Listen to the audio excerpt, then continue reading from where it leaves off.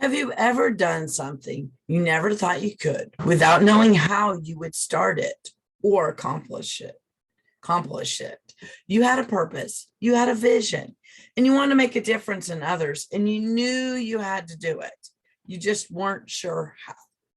This is what happened to me last year. I knew with the pandemic and the world closing down and so many businesses struggling, I had to do something. I wanted to help the community by supporting my fellow coaches, by inviting them to speak. The pandemic happened. A business cruise I was a guest speaker on got canceled. And one of my dear fellow coaches, who was also a designated speaker for the business cruise, since then had passed away. So, in honor of her, I wanted and I knew I had to do something, just as she would have expected and wanted me to. Knowing I couldn't do this all by myself, I pulled on my Toastmasters family and I made it an HBL project. As part of my HBL instructions, I put together a guidance committee. Then I found the tech support and speakers for my first e-summit. I had an amazing team.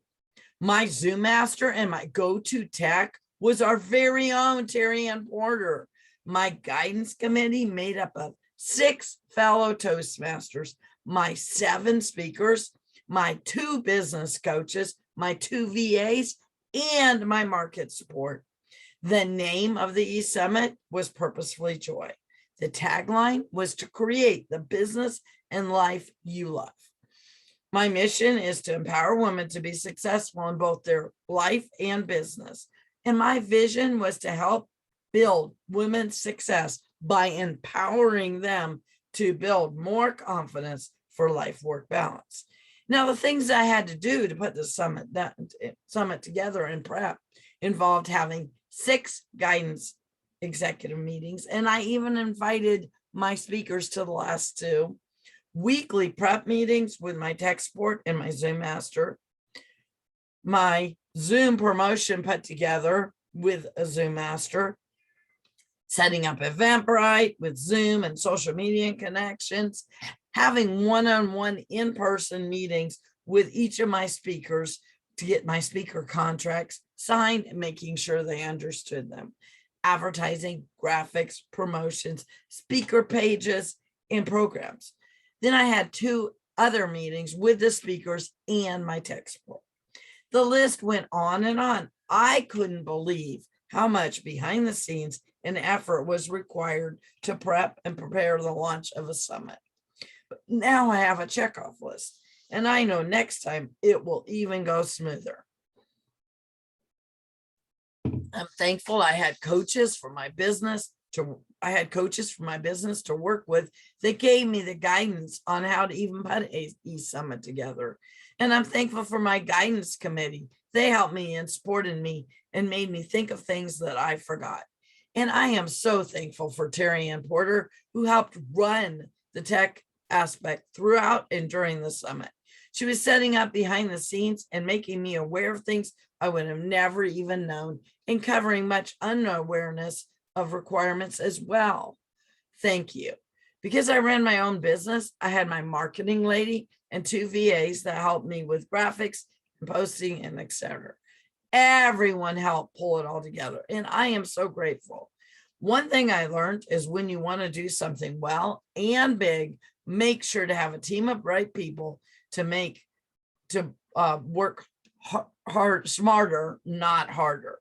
Again, I want to thank my team. They were all amazing. And to show my appreciation, I will be having an after party at my house as well. Giving back to those who give is so important to me. And I asked for feedback from my team, my participants, and my speakers. Some of the feedback I got was, instead of 15-minute breaks between speakers, to cut them down to 10-minute in between speakers so we don't lose our audience. Another suggestion was to make it hybrid so that more people could attend that would like to meet in person. There were 23 who signed up, and 20 of them showed up, and 3 had watched the replay. And I don't think that's very bad for my first e-summit. Another suggestion I had was a speaker panel, so audience members can ask questions. instead of asking speaker pre-written questions at the end of the segment, making sure that each speaker had similar questions like my coaches had suggested. Instead, they were suggesting to have a speaker panel where the audience could ask questions. What did I learn as a leader? I struggled to keep my guidance committee on track with executive meetings, even with an agenda. Now, I was blessed to have a lot of district leaders on my team, and sometimes they wanted to talk about district things instead of our agenda. I felt other people on the team felt left out of the conversation, and we also were not there for that purpose. So I had to monitor them, redirect them back to the conversation. And it was a little hard on me at times, as I felt they were at higher level than I. So it was out of my comfort zone, and I had to figure out how to redirect my supervisors. What a great way to learn, though. What a great way to learn new leadership skills. Working on going out of your comfort zone and leading leaders, even our district leaders of District 22. Wow. I was also learned as a leader that you need to make sure that your team knows your idea of their role to keep misunderstanding to a minimum and communication open. Thank you to all my fellow Toastmasters and my sporting team that made this leap into the unknown a success for me and filled me with the exciting and eager to plan my next eSummit. Thank you so much.